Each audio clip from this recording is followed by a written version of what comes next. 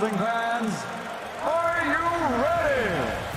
Welcome to Big Boys Boxing, where we're all about exactly that, the big boys. So without further ado, Ladies and gentlemen, let's get ready to rumble!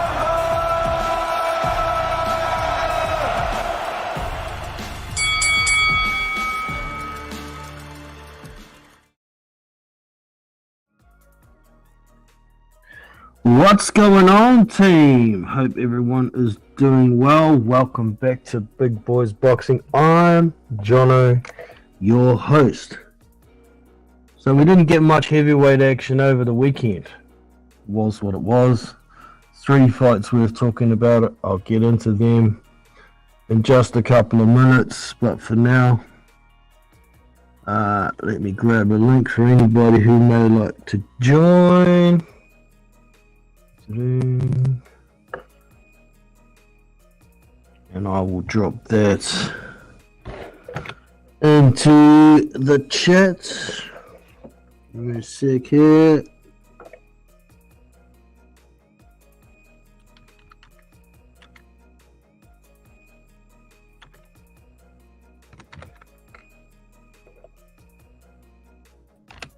Boom, there's the link to join if anyone wants to jump on. I'm using a different mic setup today, so hoping it's sounding alright for y'all. Can't do a sound check because it's my Xbox headset I'm using. But the sound quality should be pretty good. Checked it out earlier, so that is that. So we've got that up. Is there anything else I needed to do? Can't think off the top of my head. I think we're good. Alright, so we shall get into it. We'll touch on the heavyweights first from over the weekend, and then we'll have a look at some other stuff. So the first heavyweight fight for the weekend was Damian Kaneba. He was on the... Let me double check here. See if we got the right one.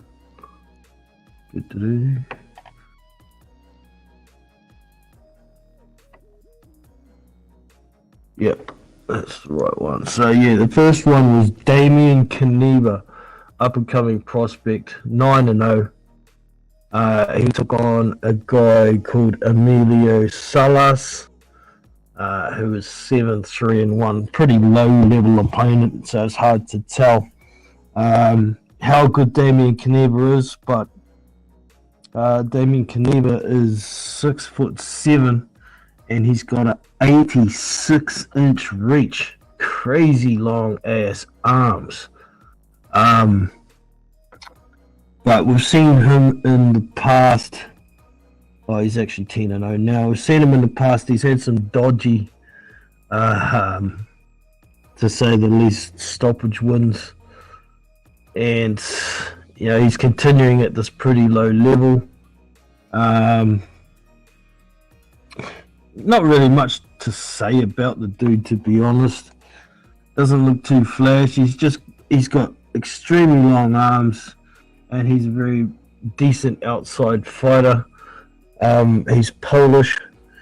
He's orthodox. And like I say, 6'7" with an 86-inch reach. But I don't know how far this guy's going to go. He gets in there with someone who knows how to get inside on him. And you don't really have much else. Nice grab and hold once he gets in close. So it is what it is.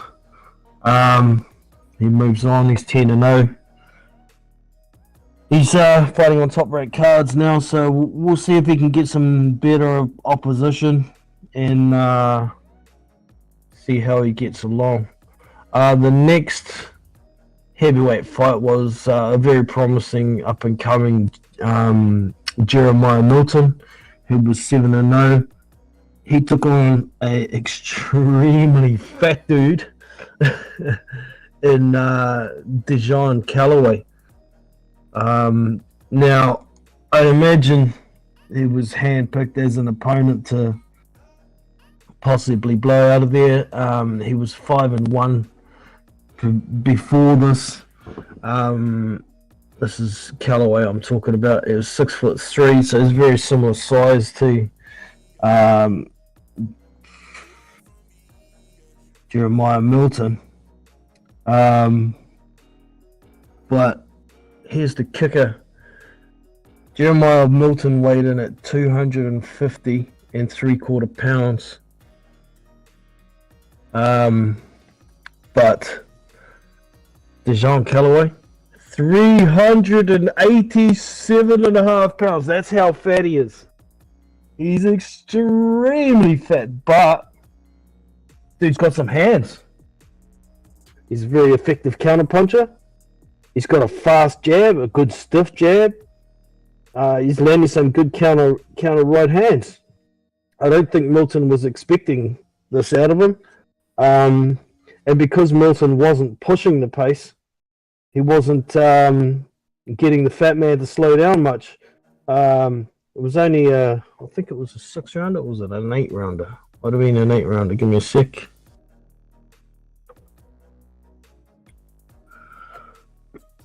No, it was 6 rounds. It was a 6-rounder, and the first 3 rounds, definitely Callaway was effective with his counter punching and accuracy. He wasn't wasting punches, and like I say, it wasn't a high-paced fight because Milton seemed to be a little bit lost for what to do because every time he started putting on the pressure, he was getting caught with some shit. Now, personally, I think Milton was probably still doing enough to win each round, but it was really worrying that Callaway was landing as effectively and as often as he was. It seemed to be almost at will. As soon as Milton made a move, Callaway was on his ass straight away. So I'm just pulling up the scores here. Milton did get the unanimous decision win. Scores. Open, you son of a bitch. Here we go. So they've only got the fan scores up here. But they've got 50. Oh no, we've got. It was actually referee scored fight. So we've got the referee score here, but we don't have the rounds for the referee. So the fans had it 58-56 to Milton, and so did the referee. Just figure out what. Okay, the fans gave the first round and the second round to Callaway. So that's how effective he was early on. He did start slowing down, and it's to be expected of a fighter who's that fat. But man, if he could drop 100 pounds, get down to 287, this guy could cause a shitload of problems for a lot of people. But the fact of the matter is, he ain't that disciplined, obviously. And he's in there fat as fuck now. So it is what it is. Right, and into the final heavyweight fight of the weekend. That was between Jared, the big baby, the real big baby Anderson, and Jerry Slugger Forrest. Many expected Jerry Forrest to give Jared Anderson some rounds, myself included to a degree. I thought at the very least he might get 4 rounds out of him. And Jerry hasn't been stopped for almost a decade, and he's been in the ring recently with some decent opponents. So, it was really kind of expected that Jerry would give Jared a few rounds at the very least. So yeah, I mean, Jerry Forrest has made a name for himself, not by beating anybody, but giving a really good account of himself against decent level opposition. I mean, his last fight, he went in distance with Kubrat Pulev, who we know is past his best, but he pulled out a draw over there on Triller against Michael Hunter in a fight that I thought Jerry Forrest won. Michael Hunter came into that fight expecting um, Jerry Forrest to be a lot less than what he was. But he didn't put on the performance to make it convincing. He got a bit of a home decision. The fight before that, of course, was Jili Zhang. He got a draw. I mean, Jerry was down in the first round. He was down in the second round, down in the third round. It was a 10-round fight, but Jili Zhang hit the wall after the third round. He had severe dehydration. He had kidney failure. He had all sorts of shit going on. He crashed and pretty much lost every round from there on in, and ended up a draw.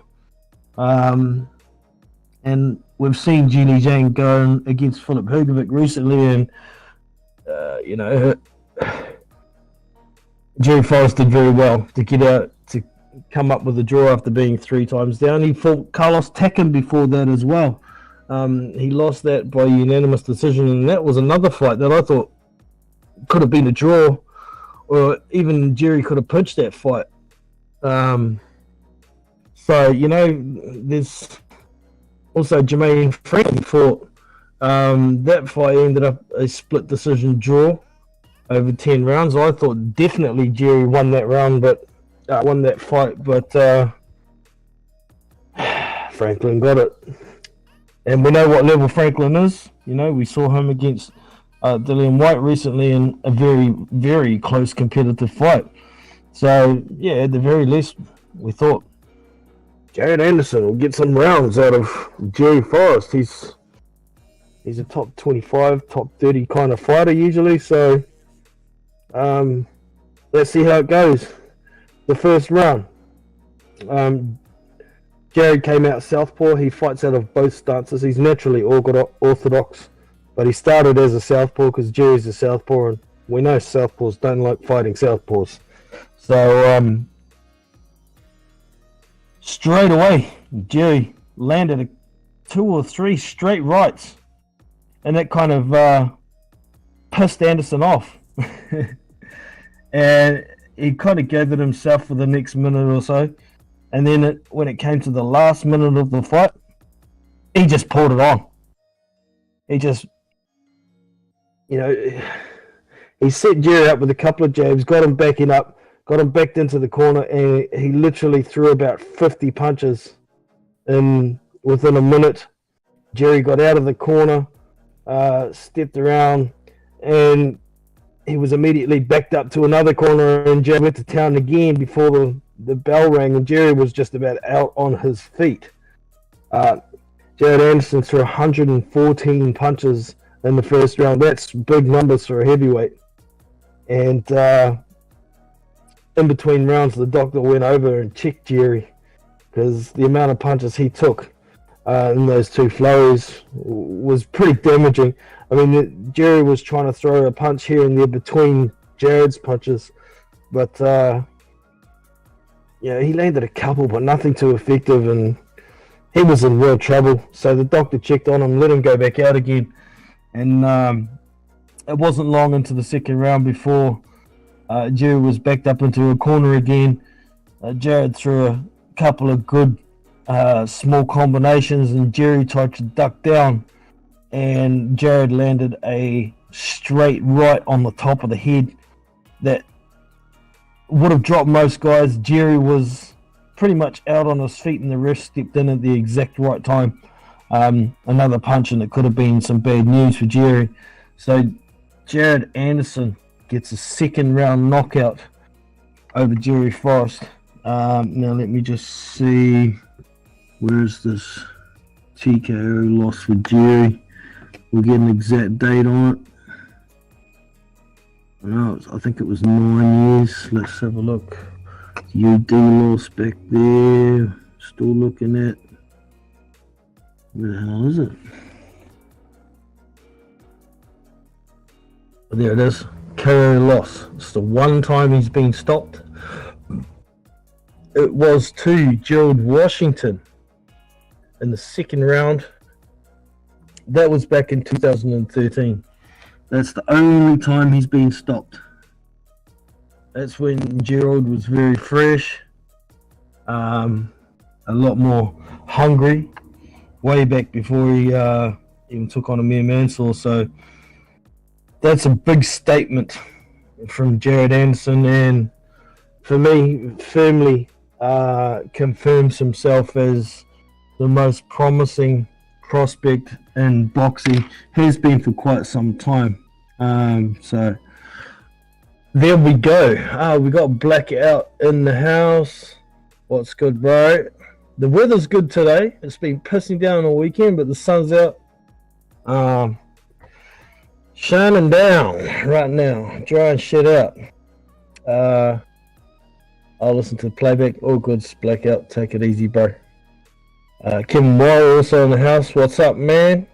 Good to see you in. I thought Teo Lopez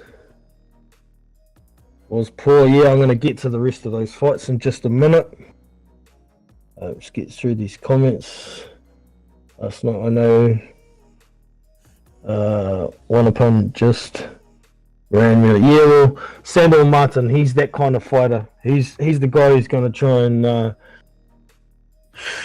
counterpunch you all night. He's got really good feet. He's a good judgment of distance, but I thought he was ahead in that fight, and I thought he threw it away in the last couple of rounds. But yeah, I'll get to that in just a couple of minutes. Ebony Bridges did the job. Yeah, man. She shut that big mouth bitch up, huh? Calling her a stripper with no morals and all a fake and all this shit has been on her case for 2 years. Dishing out all the shit on social media, and then she gets stopped. Shannon O'Connell got smashed over, and then afterwards she's still a bitch about it. She's still giving Ebony Bridges fans the finger. O'Connell's you heard Ebony Bridges say not bad for a skanky stripper, right? Having a dig at all those comments she's had to swallow for the last couple of years, and Shannon O'Connell, her son was there and said, shut up, you fucking cunt. Australians, man, they don't like losing, and not very good losers at times. It was funny. But Ebony Bridges has been doing her thing. Sure, she dresses how she dresses, and she's the personality that she is. If someone's going to come out and try and fat shame her and call her a skank and a slut and a fake and all this shit, and then gets her head punched in, I'm all for it, man. That made my day. Shannon O'Connell, eat some humble pie and retire. You got your head punched in. Yeah, Martin was not happy, but just gave it to Lopez going forward. Yeah, well, yeah, I thought Martin had that fight sorted. There was a knockdown in the 7th round that wasn't called a knockdown, and that knockdown in the 2nd round, where Teo went down, was hardly even a knockdown. Sure, it was a punch, and he was a bit grazed by it, and he went down because he was off balance. But I think the one in the 7th round was more of a knockdown than the one in the 2nd. But these refs do what they do, man. They do what they do. All right, so yeah, we'll get into the other fights. Josh Warrington and Luis Alberto Lopez was a very good fight.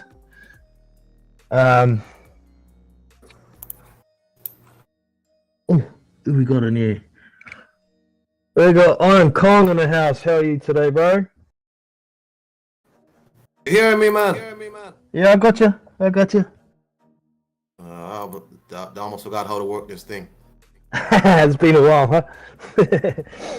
Yeah. What's up, Chief? I just heard you talking about Shannon O'Connell getting embarrassed by this chick she called a skanky stripper and all this stuff. And did you enjoy it, man? I did, because I really thought O'Connell would have beat Bridges, because Bridges has looked poor. Like the last time I saw her fight was, I think, in the match room, like in Eddie's yard match room, and she looked really bad. I thought she lost that fight, but it is poetic when you have a situation where somebody's talking all this stuff about you and you still come back and knock them clean out. Yeah, man. That was the best part of the fight for me is, the after comments and the look on Shannon O'Connell's face after dishing out all this harassment for the last couple of years. She got a comeuppance and that brought me great enjoyment. But yeah, I do think Ebony Bridges is limited, but she seems to be getting a bit better now here and there under the tutelage of Mark Tibbs. So yeah, all the best to her, and yeah, good job, Shannon O'Connell. Haha. But yeah, I was just getting into the Josh Kelly and Luis Alberto Lopez fight. Unless there's anything more you wanted to say about the Bridges and O'Connell fight. Nah, man. I mean, you can move on to the Warrington fight. Go ahead. Sweet as. So yeah, it was a pretty interesting fight. I thought Warrington was being a little more cautious early on, maybe having flashbacks about Mauricio Lara and the Mexican Power and all that. But it was pretty even, hard rounds to score for me in the first few rounds. The middle rounds, I thought Lopez was a bit more athletic. He seemed like he had a bit more in the tank. He's landing some good left uppercuts and left hooks to the body, and I think that hurt Josh Warrington for a bit. And I thought Josh Warrington pinched the last couple of rounds, and I thought it could have gone either way. So it was fully entertaining, and I enjoyed it. But Alberto Lopez gets the win in the end. So what are your thoughts on that fight, man? Did you enjoy it? Yeah, I thought it was a good fight. I had never seen Lopez fight before, but people told me he could fight. He just has a really weird style, and he does have a very strange style. But I knew pretty early on that eventually he would fade because the style he has takes a lot of energy. It's like he swings from everywhere. He's bouncing around the ring. And I knew Warrington would catch up with him later on in the fight and start grinding him down, which Josh started doing, grinding him down. So I thought it was a really good fight, personally. I like the fight. Josh is a dirty guy, but that's him. But Lopez also complains a lot. So yeah, he's getting to the point where he seemed to be a bit uncomfortable with Josh was getting him close, smothering him, and then getting back out and working from the outside, taking his opportunities, and that complaining to the referee pretty much tells your opponent, I don't really want to be here anymore. So I don't think it was a great move. And like you say, Josh Warrington's a pretty dirty fighter. There's always quote unintentional headbutts unquote. But we saw Lopez suffer a cut from one of those headbutts early on, and it was to be expected in a Josh Warrington fight. So you just got to do what you got to do and fight to the referee, and complaining to the ref ain't going to do shit when you're in Josh Warrington's hometown. That was just crazy. It's I don't know why he kept complaining, because some of the times he was complaining, I don't think Josh really did anything much to him. Sometimes boxing gets really rough. And that's the truth. Sometimes when you're fighting, it gets rough. And he was just complaining. I was like, he's talking too much. You're wasting energy talking. Yeah, man. Put your concentration on ways to combat the dirty stuff rather than complaining. Exactly. I thought the ref also was making himself too present in the fight. Yeah.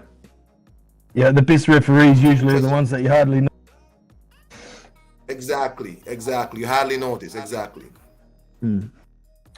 So we have a new IBF champion in Luis Alberto Lopez. How far he'll go, not so sure. I mean, like I was trying to say earlier, he's got very good athleticism, but his skills don't seem to be that sound. He's not defensively responsible.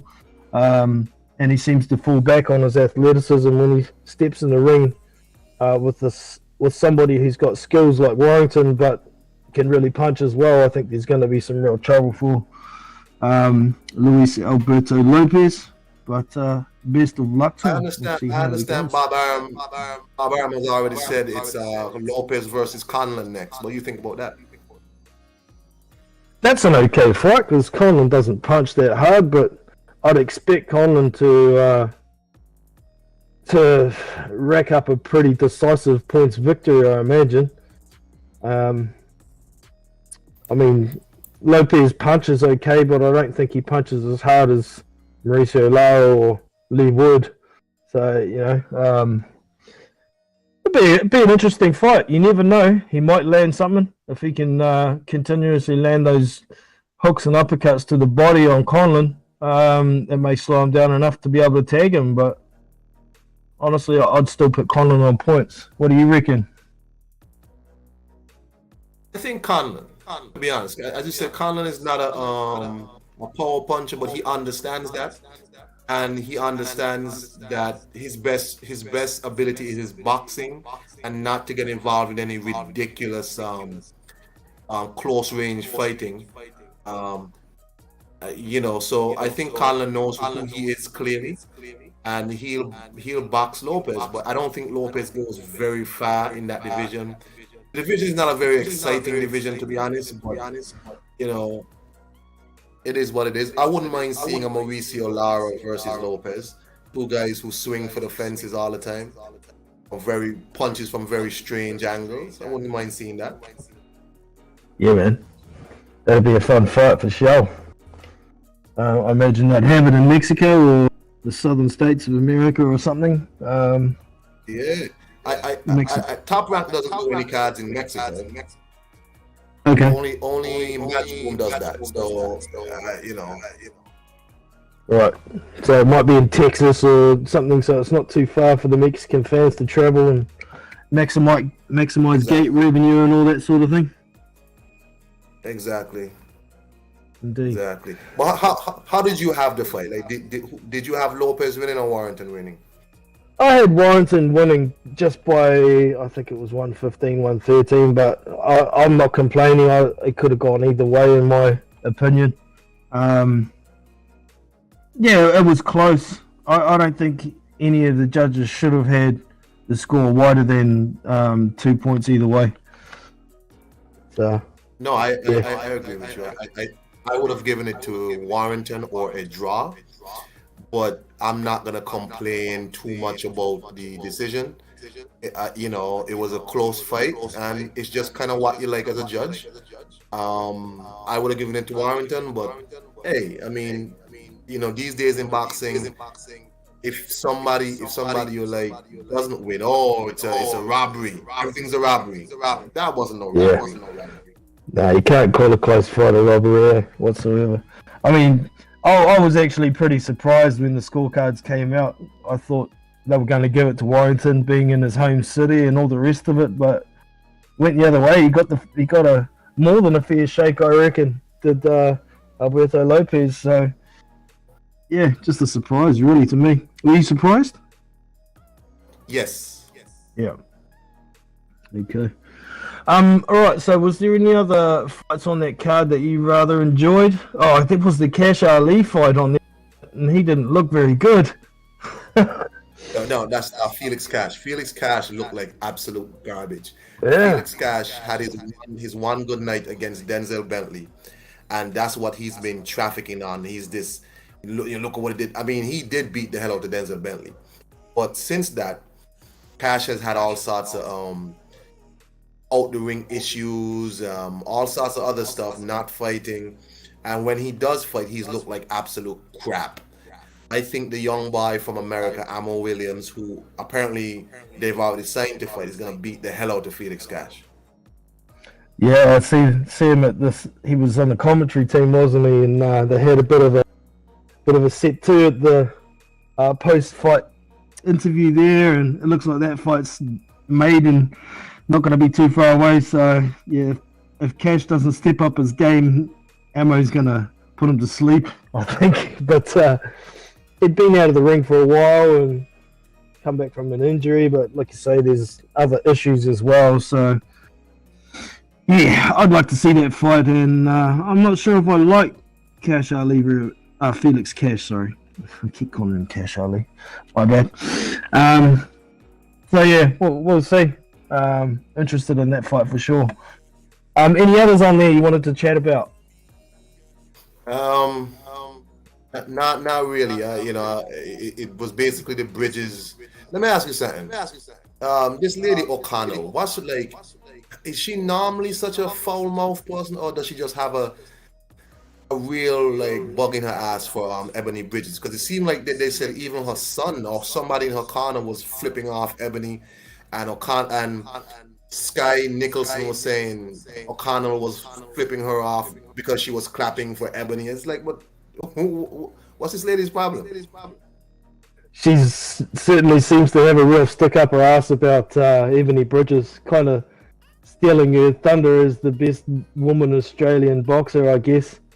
I haven't really seen her be that disrespectful toward anybody else or speak like that about anyone else. She's okay, but yeah, she's really got to stick up her ass about Ebony Bridges, and now it seems it got worse. The whole family seemed to be in real distress about Shannon getting stopped, and like I say, it was while the announcement was being made, I see a photo of O'Connell giving the finger to that other chick you mentioned, just as Ebony's hand was getting raised, and yeah, just after the announcement, Ebony said to O'Connell, "Not too bad for a skanky stripper, eh? Having a dig." And yeah, her son was there. O'Connell's son was there, and said, "You need to shut up, you cunt," or something like that. Sore losers, man. I mean, it's well known that Australians don't like losing, but you know, some of them can just get real nasty, and it seems Shannon O'Connell and her whole family are that sort of people, which is unfortunate. And big ups to Ebony Bridges too, though, because she didn't, she still says she respects O'Connell as a fighter, always has, but won't talk to her as a human being outside the ring. Stuff that, and fair enough too, after the shit she's caught for the last couple of years. Yeah, I agree.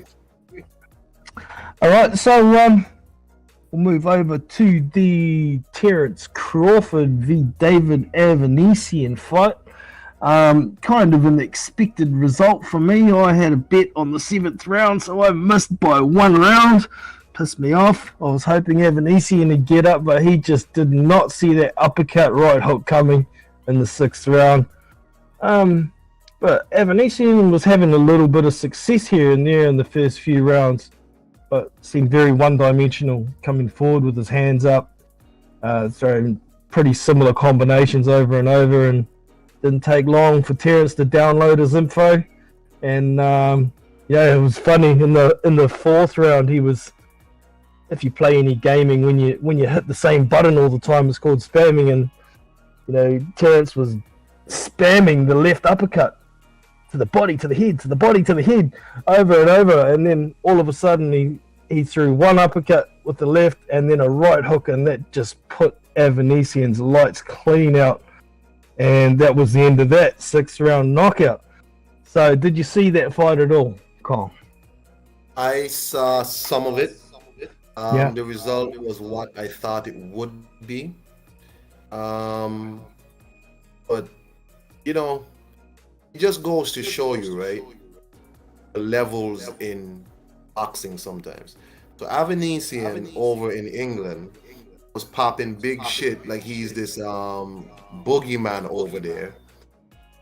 But now he fights the creme de la creme of the division. You see just how much of a gap there is. Oh yeah, huge gap. So if you see that Terence Crawford is just that much better than people like Avanesian and whatnot, like how far ahead he is, and it's just interesting to see the levels that exists in boxing sometimes. Yeah, man. It was a huge gap, really. Yeah, it was huge. And it really emphasizes the fact that we need to see Terrence in there against the best, but what's it going to take to get the best to get in the ring with him? It's a real problem. I know he's left Top Rank. He doesn't have the big money behind him and whatnot. Things are only a bit tougher, but I'm hopeful we'll get to see that fight next year with him and Spence. But it sounds like Bud wants to get back in the ring again as quick as he can. He's been sitting around for a while trying to get this other big fight made, so needs some action. But yeah, he got the job done, and that was that. What Kong says, the levels between world level and possibly the boogeyman of the European level was huge, man. Absolutely huge. It's a pretty stacked division, the 147 division, so hopefully we'll get to see There are fights for Terrence there because people like Virgil Ortiz is out there because Terrence can get that fight on the zone. So there are fights there for him. The biggest fight, of course, is Spence, but I think they'll be even less willing to fight Crawford now because they were looking for some kind of sign of decline last night. Like they were hoping that Avanesian could struggle, and it didn't happen. Not at all. No. Bud seemed to be enjoying himself in there. Even when Evanesian was landing the odd shot, he really seemed to be having fun. So that's a worry for anybody who wants to step in the ring with him. I mean, he's 35 years old now, but I think he's still got plenty left in him. This Terrence. So that was that. Was there any others on that card you wanted? Or did you not really see any? Nah, man, nothing else I wanted to talk about. That card was awful. It was pretty shit, really. There was that heavyweight fight, Jeremiah Milton and Emilio Soro, I think his name was, Alejandro Soro, something like that. But anyways, oh sorry, no, it wasn't Soro, it was Dejan Calloway, big fat 380 pounder, and Milton got a bit more than what he expected and ended up going the distance in that fight, but it was pretty boring to watch.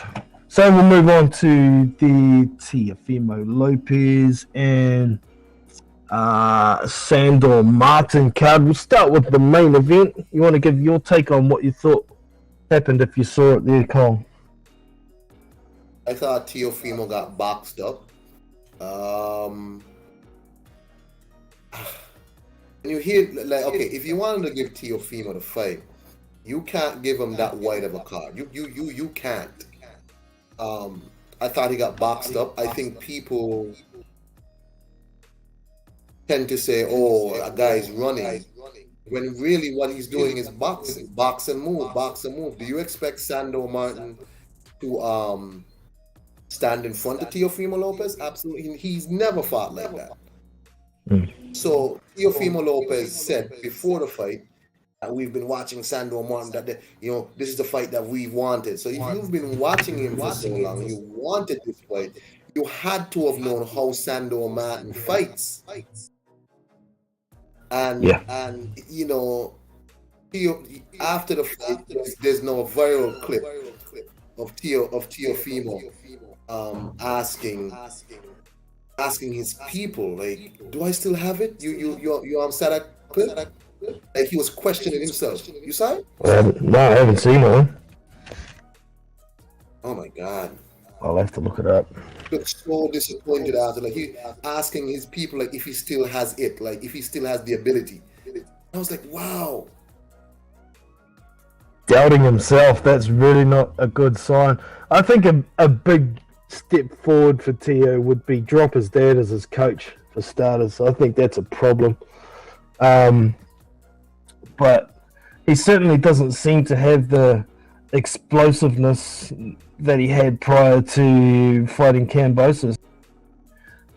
It certainly seems like it's self-confidence, and if that's coming up in clips, him asking his own team whether he thinks he's still got it, well, that's pretty big. He's got to get something changed in his mind, because if you got no confidence in yourself, wow, that's a problem. With regard to the fight, I thought, it's exactly what we expected. What I expected from Sandor Martin: punch, move, counter, stay out of the direct line of Teofimo Lopez and try and box him to a points decision. But I thought Sandor had the fight under control up until about the 7th round, the end of the 7th, where he got a knockdown which wasn't counted. And then he just wasn't throwing enough. You could see Tia was trying to slow him down with the right to the body a lot, and he was landing the odd shots here and there, but Sandor was landing some good counter shots, just not enough of them. I think at times he's got to be able to step into the pocket, throw a couple of punches and step out, rather than waiting for his opponent to lead all the time. But yeah, Sandor's a very tricky character, always has been.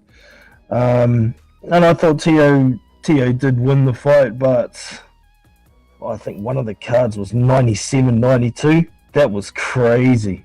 There's no way the fight was that wide, but I guess the judge could have been one of those people that doesn't like somebody who, quote, runs all night, they don't show the aggression and only throw counter punches. Those particular judges are always going to score like that, so it is what it is. Hey, big boys, I gotta roll out, man. Thank you for having me, man. Peace. Appreciate Joe dropping in, bro. Thank you very much. If y'all haven't already, get over and check out Iron Kong's channel. I think it's Iron Kong 26, and get into it. All right, back over to the chat. What do we got here? Steven in the house. What's up, bro? Tio is a damaged man. Yeah, he's got something wrong with his head now. He needs to sort out his personal life, or he will. Yeah, definitely. Yeah, his personal life, and like I say, I don't think his situation. I mean, there are plenty of fighter and father coaching teams around that are very good at it, but I just don't think Tio Senior is a very good coach, to be honest. And it's I think it's a problem for Tio having him there all the time. Sure, have him in the corner maybe, but get a real fucking coach, man. Get a real coach. The scores were weird. Yeah, they were, Kevin. Iron Kong. Agree, Stephen. Yeah, Tio at 140. I don't even. It's the weight that's changed. I think it was that Kambosos fight and all the trouble prior to it.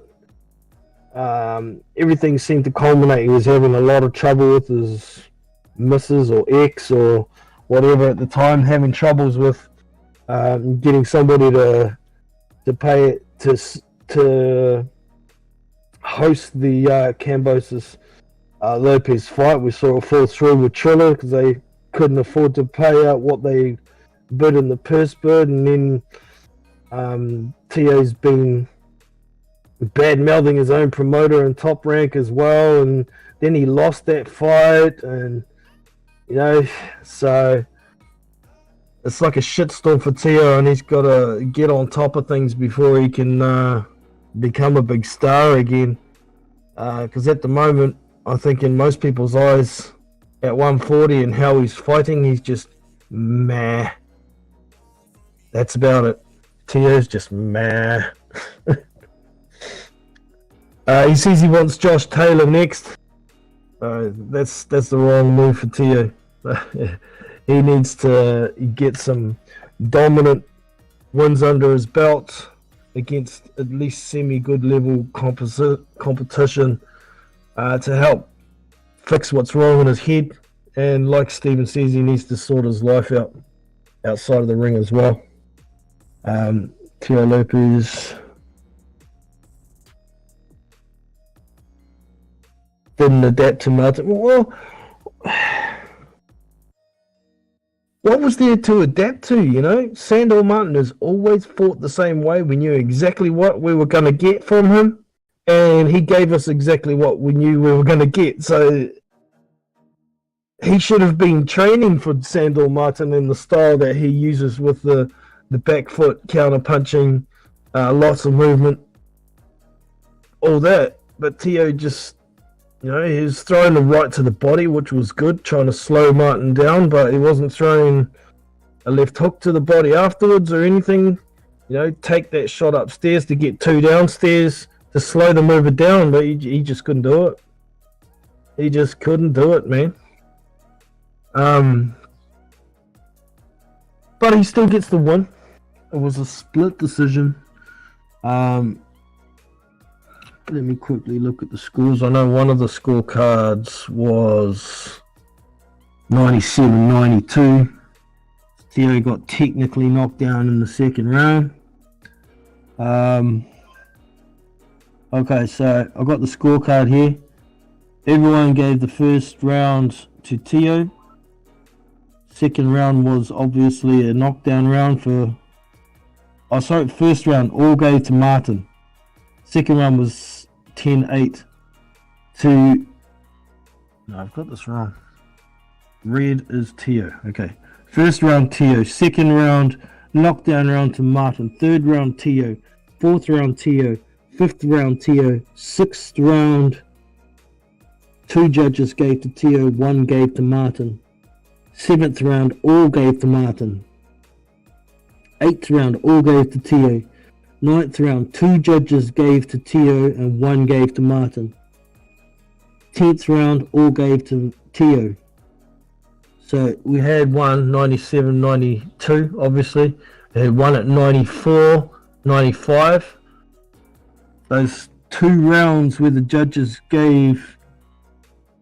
2 judges gave to Tio and 1 gave to Martin. Both of those were the same judge, and he was the one who gave the 94-95 to Tio.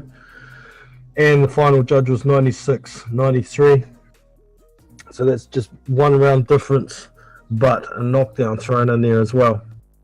Instead of 95-95, 96-94, plus the knockdown, right? So that was that fight. Pretty shitty fight to watch, really. I enjoyed the rest of the card. There was other people on there of interest. I'll quickly go through some of them. There was Jared Anderson and Jerry Forrest. We already covered that one earlier in the stream. Jared Anderson, basically, he threw over 100 punches in the first round, just about had Jerry out on his feet. The doctor checked Jerry between rounds, and Anderson stepped on it and knocked out. Well, stopped him on his feet, but he was out on his feet, was Jerry Forrest in the second round. There was also Keyshawn Davis on the card. He got a decision win over Juan Carlos Burgos. That was to be expected. Burgos has never been stopped. That fight was a little moneymaker for me. Keyshawn Davis is a very good boxer, but he's pacing himself and being patient, I think, just a little bit too much. Because if he's going to be the next thing at lightweight, then he's going to have to get guys like Burgos out of there. And he didn't do that. So we'll see what happens with him. Also, the Puerto Rican sensation Xander Zayas had a fight against Alexis Salazar Flores. I was hoping Xander would stop this guy. He did try in the first couple of rounds. He was going for it and winning big time. He just about knocked Flores out in the first round with a big left hook. He slid along the ropes, falling backwards, holding the rope to keep him up, and it wasn't called a knockdown. And Xander kept on trying to pour it on in the second round, but by the time he realized, I'm not going to get this guy out of there, I need to slow down, pick him apart, he ended up getting a easy 8-round decision win, and he moves on to 15-0. I think he's the next best thing coming out of Puerto Rico. Xander Zayas, he's only pretty young. Signed with Top Rank at 16 years old or some crazy shit. So I think he's only 19 now or something. It's yeah. Let me have a double check. I think he's 19. Might be 20 now. What is his age? 6 months. He's 20 now actually.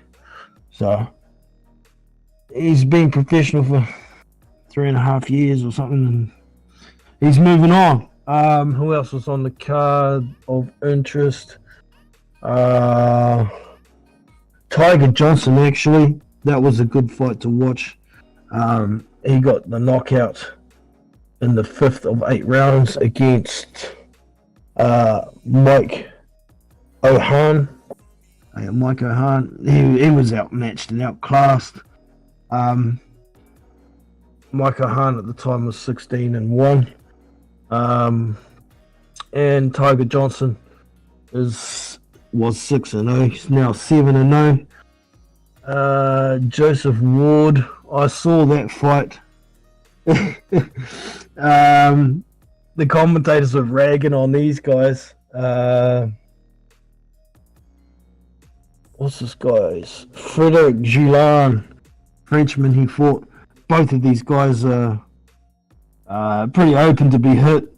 They don't hit hard. Wood gets the win on points. Quite an easy decision, I thought, but the commentators were cracking me up. Both of them, Tim Bradley in particular, say both of these guys are crap. When the fight finished, the crowd cheered, and Tim Bradley was saying, "Yay, the crowd are cheering because they don't have to watch this crap anymore." Sort of shit. So might get a telling off saying those sorts of things on the show. You're supposed to be promoting, not demoting. And obviously the other one I spoke about earlier on there was Damien Kaneba. He got an easy second round stoppage over Emilio Salas, who shouldn't even have been in there. It was way mismatched fight. It was dumb. So it was what it was. All right, quick look over at the chat before I have a quick look into what's happening next week. Yeah, agree that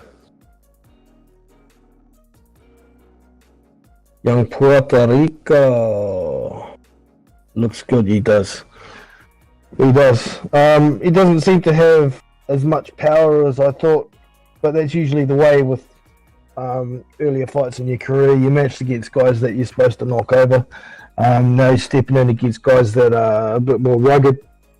And his defense looked like it needed a bit of work in this fight.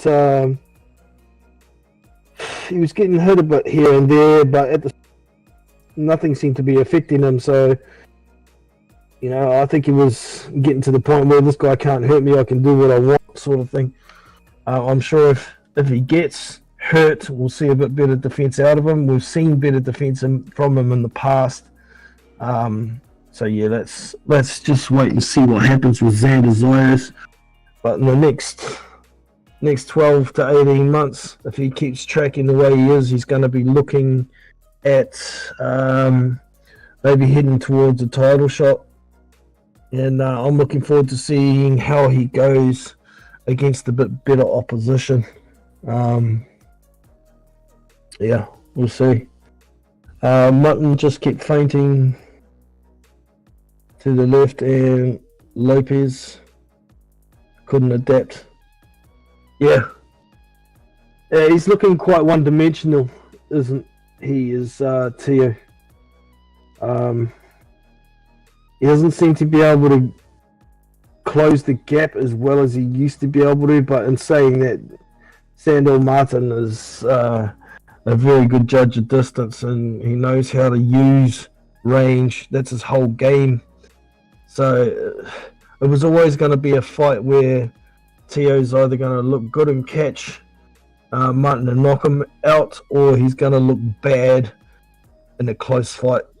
And he did. Martin is that guy who's going to make people look bad. He doesn't like getting hit, and he's pretty good at not getting hit. So, yeah. Do I want to see a rematch? Hell no. Sandor Martin is not an entertaining fighter to watch. So, yeah. I don't want to see a rematch. Move on. Right, so looking ahead to next week, the best heavyweight fight I know of is Aslanbek Makhmudov. There's going to be in action on Friday in Canada. Where did it go? I had it. Oh, god damn it. Yeah, damn it. I lost it. Is it in Canada? There it is. No, it's not. That's someone else. There it is. Yeah, it is in Canada. Aslanbek Makhmudov, he's 15-0. He's going to be taking on Michelle Wallace.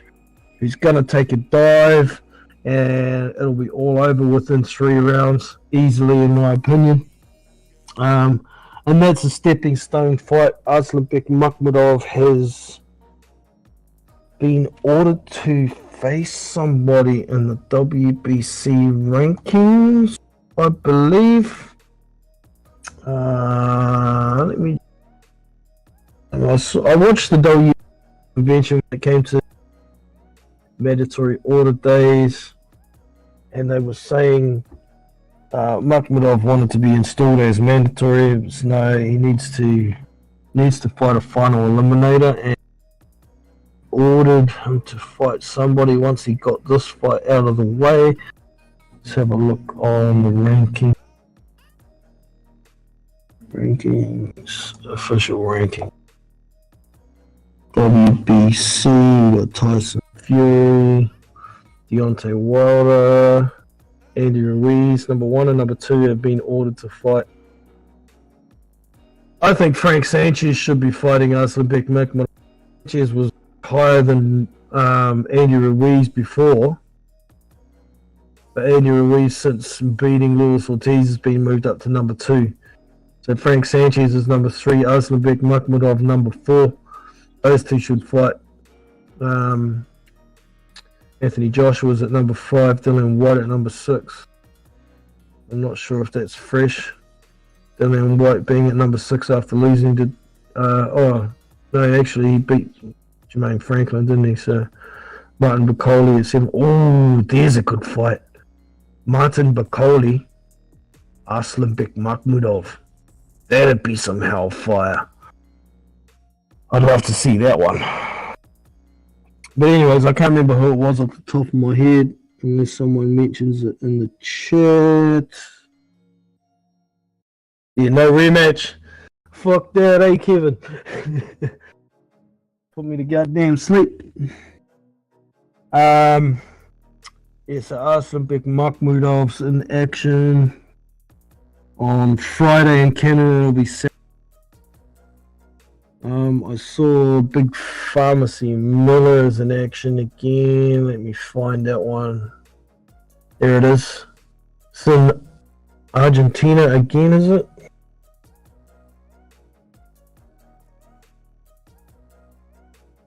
Astana. What the hell? Where's that?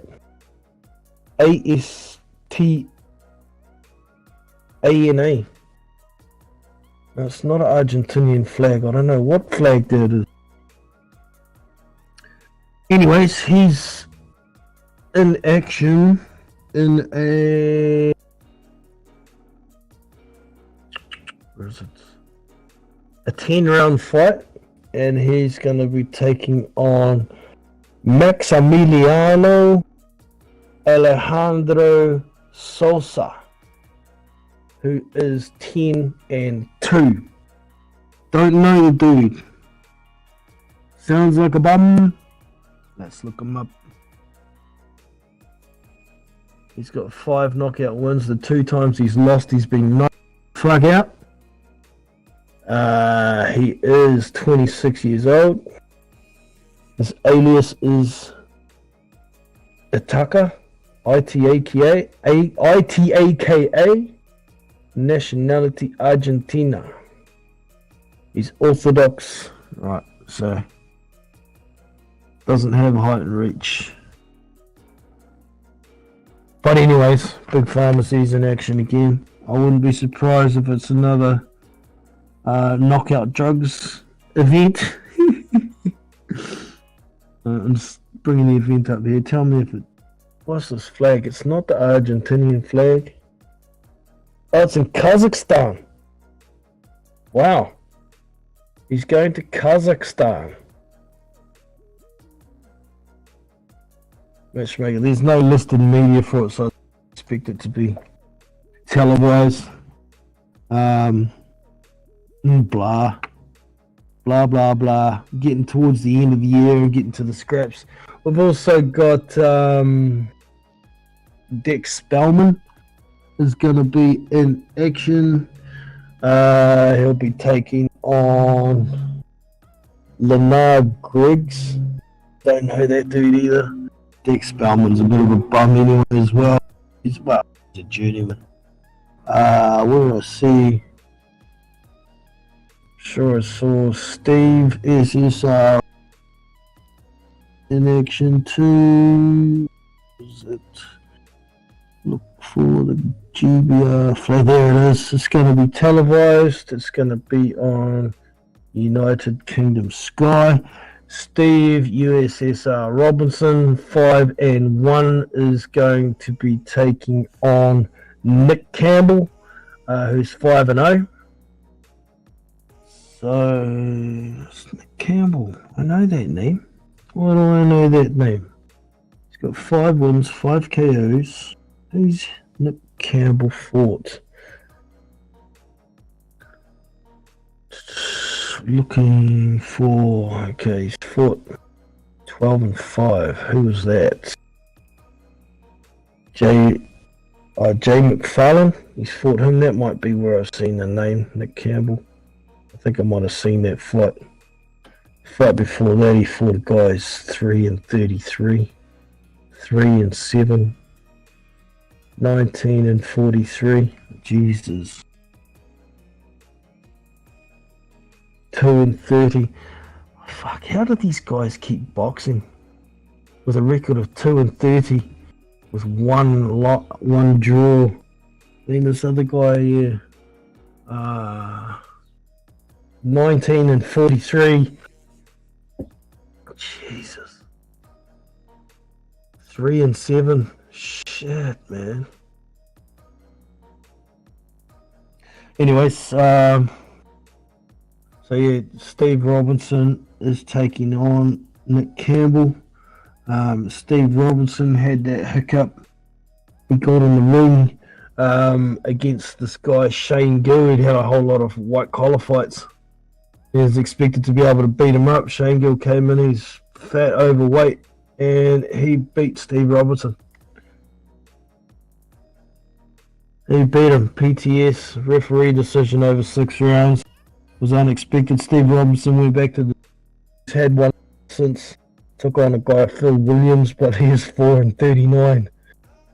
Or 4-36 with one draw. It's like, fuck. So, I don't know how far Steve Robinson can go. He doesn't look that talented to me. He's just a big dude with a bit of athleticism. So, we'll see. Not too much else on this weekend. Just having a quick scroll through. I'm pretty sure I didn't see anything else that was worth mentioning. For the heavyweights anyway. But there are some other fights. Looking at my betting site now. Oh, we've got the undisputed fight between Naoya Inoue and Paul Butler. That's going to be on It'll be Wednesday morning in New Zealand. First thing. The rest of the card is on Tuesday.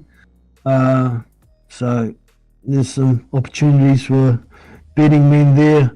I mean, the odds on Naya and Nue are crazy. They're paying $1.02, which means you put $1 on, you get 2 cents. In profit, but the funny thing is here they've got in the methods of victory they've got him at $1.062, $1.06.2 for the knockout. If you're gonna bet on this one, I'd be looking at round grouping 1 to 3. What have I got? Round grouping here. I've got rounds 1 and 2. 1 to 3. Anue is paying $1.50, and that's probably the best odds you'll get out of this fight. Paul Butler's going to get smacked over real quick. There's I've got 1 to 3, $1.44. It's rounds 1 and 2. And I've got two lots of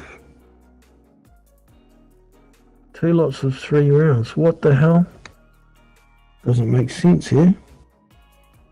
1 to 3, $1.50. I've got another one here. Rounds 1 to 3 at $1.44. That make no goddamn sense. What else have they got here? Rounds 1 to 2. That might be a better bet. $2. So paying even money. And what else was I looking at? Betting site. That's right. Back to boxing. Is it? To win fights. So Saturday for us in New Zealand, which will be Friday. Other places, we've got. There's the Makhmudov fight. Mary Spencer, Steve Butler, Josh Conley. Don't know them. Who else? Crap. Yeah, it's bugger all on the Saturday. So Sunday in New Zealand, which is Saturday in the States and America, States and the UK. What have we got with mentioning here? Far out. Vaughan Alexander against Christian and Billy. That'll be worth a look. I saw one here somewhere. Michael McKinson's back in action. He'll be taking on Roberto Araiza. Don't know who the dude is, but that's a bounce back fight for McKinson. He's only paying $1.04, so yes, it's a back tune-up fight. Where is it? Vidal Riley is taking on Amini Bakat. Yeah. Don't know who this is. Bakata. Don't know that fella. There's a Steve Robinson fight. Caroline Dubois in action. She'll get a smoke-ass win. Dan Aziz is in action. He's taking on Rocky Fielding. That'd be worth a look, that one. Dan Aziz should beat the shit out of him. He's only paying $1.25. Chris Billam-Smith is in action. He's taking on Amend. Ooh, how do we say that? It starts with XH. I'll just spell it. XHOXHAJ. I don't know how the hell you pronounce that. So Chris Billam-Smith is in action. Here's the one that's worth a look. Michael Riviera and Frank Martin. That's a good fight. I expect Frank Martin should win it. He's more aggressive punches harder, but Michael Rivera is not easy to hit. He's a very skillful sharpshooter, but he doesn't have a lot of power. So I expect Martin should get to him eventually, but if Martin can't get to him, it's possible Rivera can win this one on points. So they've got Michael Rivera paying $2.50, and they've got Frank Martin at $1.50. So Martin is the heavy favourite there, and that's the last fight on the betting site that's listed for this week. So there you go, team. Cheers, lads. Kim Morris out of here. Good to have you in. Astima Kahatsata. Yeah, don't know the dude. Sorry, yeah. It's in Kazakhstan, yeah, right. Yeah. That's for that Jarrell Miller fight that's happening. It's not the main event on the card either. There's someone else above it on BoxRec anyway. Anyway, so that's about my yarn for today. I hope you enjoyed. If you have, be sure to hit that thumbs up, hit subscribe, and the bell icon for future notifications. And that is just about us for today. What have I got? Something else here. Oh yeah, Jerry Forrest. You got knocked the fuck out. Got knocked the fuck out, bro. Jared Anderson seals himself as the hottest prospect in heavyweight boxing. Is he a contender now? I think so. I think he's officially confirmed himself as a contender. And we move onwards and upwards. So that's all for today. I'll catch you all next time. Take it easy. So that's us for today. I hope you have enjoyed. You can show your appreciation with a thumbs up and subscribe to the channel if you haven't already. Be sure to check out our Discord community where you can find boxing news, fight links, live streamed fights, and much more. So look after yourself and your family. I'm Jono from Big Boys Boxing, and I'm out. See you!